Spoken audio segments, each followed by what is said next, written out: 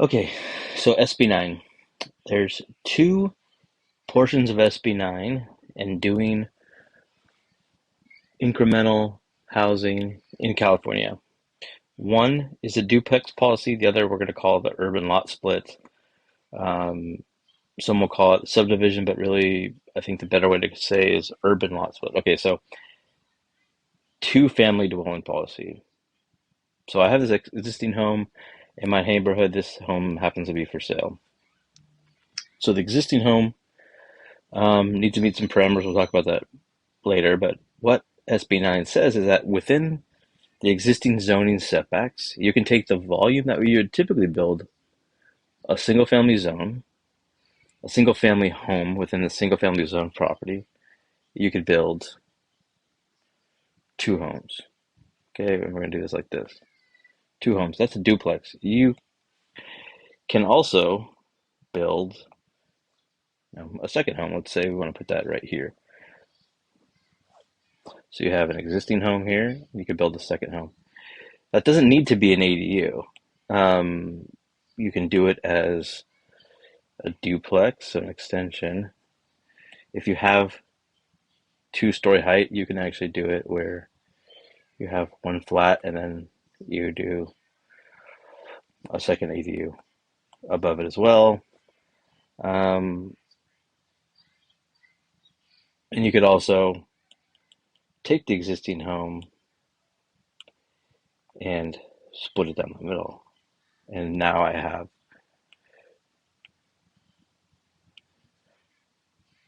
one, whoops, excuse me, two homes. The interesting thing is that given the ADU policy, if you have, let's say we demo this and we're going to do two new homes. So I have one, two, and this is a duplex. You can then build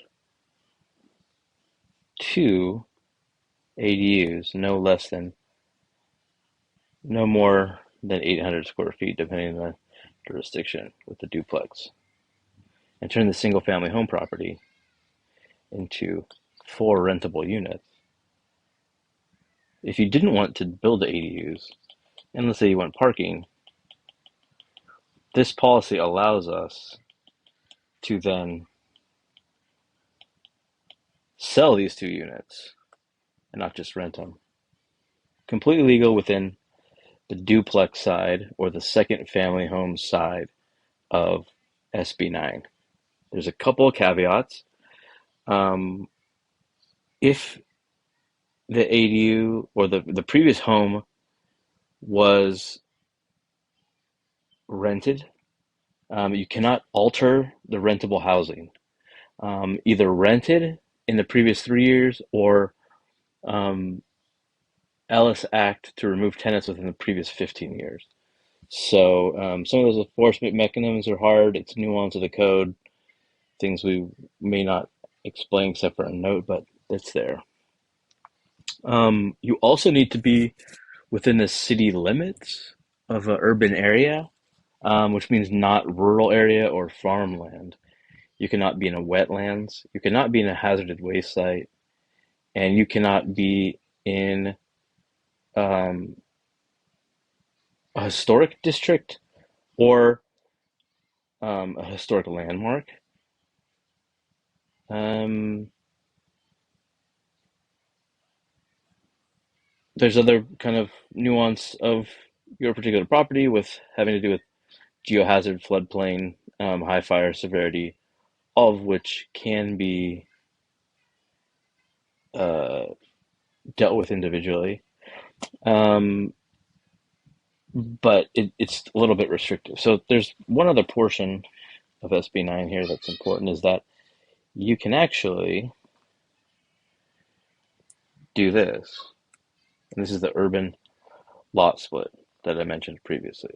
So if I use this is so I use my thing.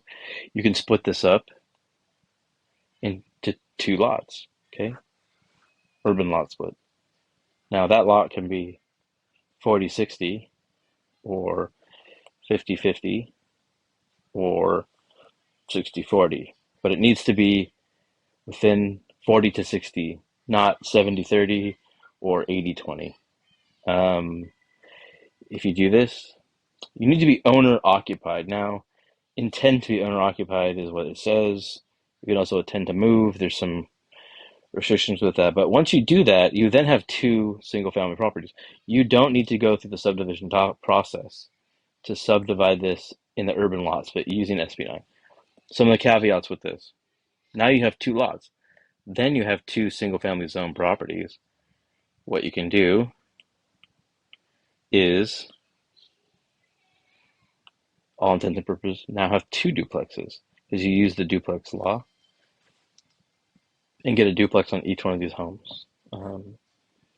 I like this one, it faces the street, and actually I like this one because then this will face the street like that because it's on a corner. It's actually an alley too, so you got parking out here.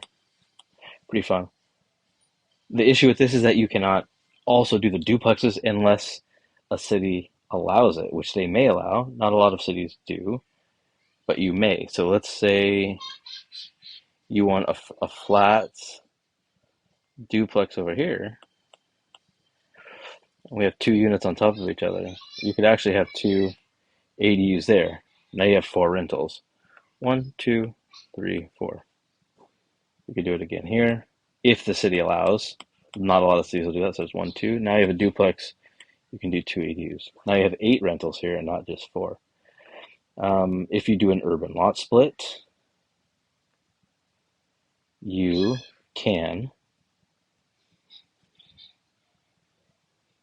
need the intent to owner occupied one unit, but essentially you'd have two duplexes or two family dwellings.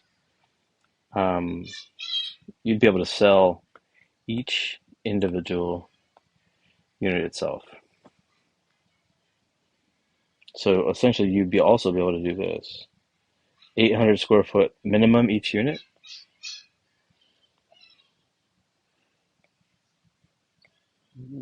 Four small homes each. These would be condominium mapped and sold. Pretty interesting. With this, there's some other things that, as a developer, you have some advantages. I'm going to turn this off and actually go down to this other property. So this is a property for clients we're looking at in Napa. This property, big parcel.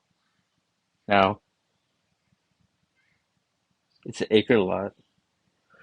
The zoning allows 10,000 square foot lots with 50-foot minimum wide. So essentially, you would be able to do a normal lot split, which would allow 4 equal lots. That wasn't great, so I'm actually going to go back and do this so it's easier to read. So you got 1, 2, 3, 4. So these are 4,000 square foot lots. Now you've gone through a traditional subdivision, passed those ordinances. You can go back to SB9 and say, I want to do a duplex. Excuse me. I'm just going to change some settings here so it's easier to read on this bigger property. But now what I'm going to do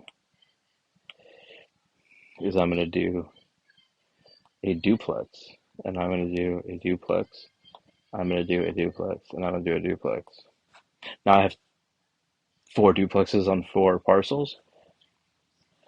I'm also going to do some ADUs back here, and I'm just making so that's actually 16 units, 2, 4, 6, 8, 2, 4, 6, 8.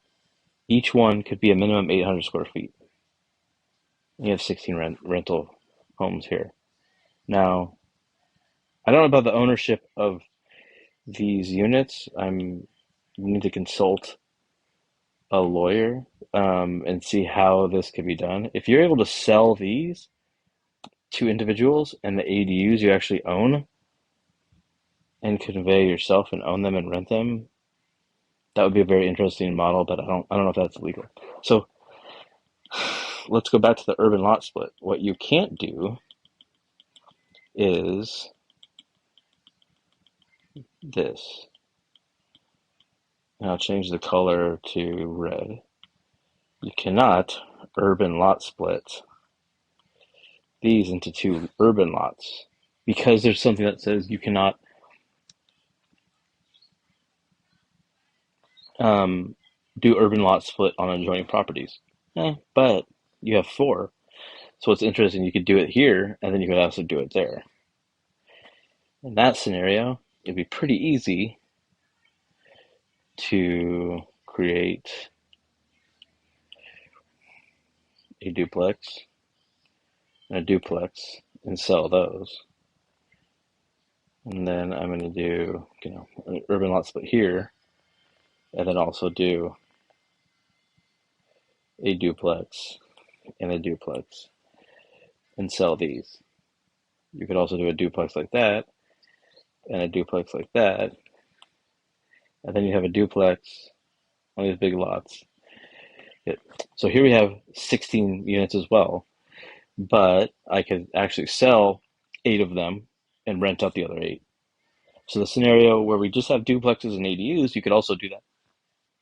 Same amount of units here, but sell them all. You'd need some owner occupancy requirements. So if you have a partner willing to intend to live on either this lot and or this lot, you'd need two. You need an owner occupant and another owner occupant. Um,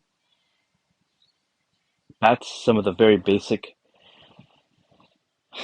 um, parameters around SB9 and how homeowners really have the unlocked potential of their properties.